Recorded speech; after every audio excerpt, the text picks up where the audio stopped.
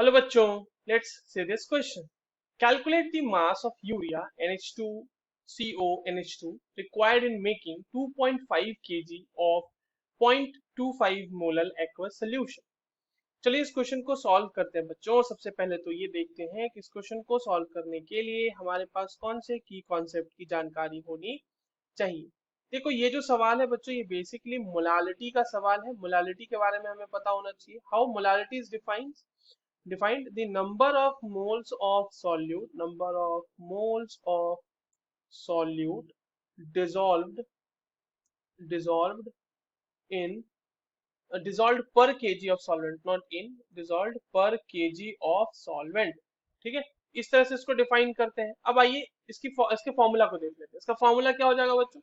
तो मोलालिटी अगर आपने को निकालनी है तो मोलालिटी इज इक्वल्स टू हो जाएगा number of moles of solute divided by mass of solvent, और ये होना चाहिए आपके पास केजी में. अगर केजी में नहीं है तो इसे हम 1000 से मल्टीप्लाई करेंगे.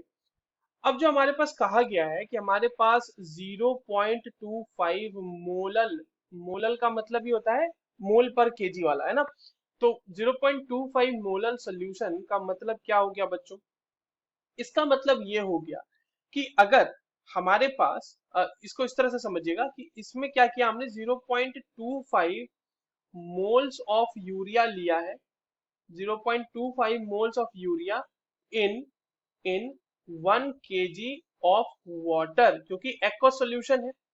तो 1 केजी वाटर में हमने 0.25 मोल्स ऑफ यूरिया को डिसॉल्व किया हुआ है इसमें. ठीक है, तो 0.25 मोल यूरिया का पहले तो मास निकाल लेते हैं. तो mass of 0.25 moles of urea, ये कैसे आ जाएगा बच्चों? ये आ जाएगा नंबर ऑफ मोल्स, यानी कि 0.25 इंटू मल्टीप्लाई कर देंगे हम यूरिया का मोलर मास. और यूरिया का मोलर मास कितना होता है? 60 ग्राम पर मोल. जब इसको मल्टीप्लाई कर दिया हमने, ये ग्राम में आ जाएगी वैल्यू. ये कितनी आ जाएगी बच्चों? ये आ जाएगी 15 ग्राम. इसका मतलब कि हमने जो 0.25 मोलर सोल्यूशन बनाया है वहां पे हमने एक्चुअली 1 केजी वाटर में 15 ग्राम यूरिया को डिसॉल्व किया हुआ है. तो अब आप ये समझो कि टोटल मास ऑफ सोल्यूशन क्या हो जाएगा. टोटल मास ऑफ सोल्यूशन हो जाएगा हमारे पास 100 ग्राम, सॉरी 1000 ग्राम. 1 केजी वाटर था, उसको ग्राम में कन्वर्ट किया, 1000 आया, प्लस 15 सॉल्यूट प्लस सॉल्वेंट, दोनों का मास हमने इसमें ऐड कर दिया सॉल्यूशन का निकालने के लिए. वाटर हमारा क्या था? वाटर हमारा सॉल्वेंट था. तो सॉल्वेंट का मास यानी 1 केजी और सॉल्यूट का मास यानी कि 15 ग्राम, दोनों को हमने ऐड कर दिया. ये कितना हो जाएगा? 1015 ग्राम.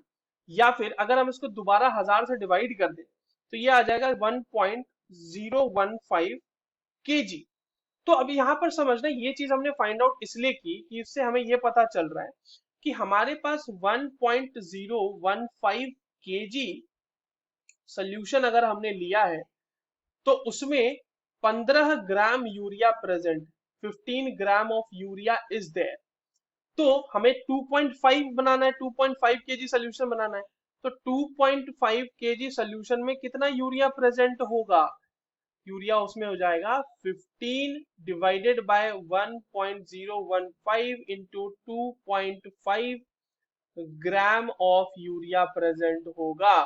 ठीक है, तो इतना, ये कितना ग्राम आ जाएगा? अब ये देख लीजिए, ये सिंपली इसको मल्टीप्लीकेशन कीजिएगा तो ये आ जाएगा आपके पास 37 ग्राम ऑफ यूरिया. ठीक है, तो हमने कितना निकाला था? कैलकुलेट मास ही निकालना था. So the mass will be 37 gram. I hope you understood this well. All the very best.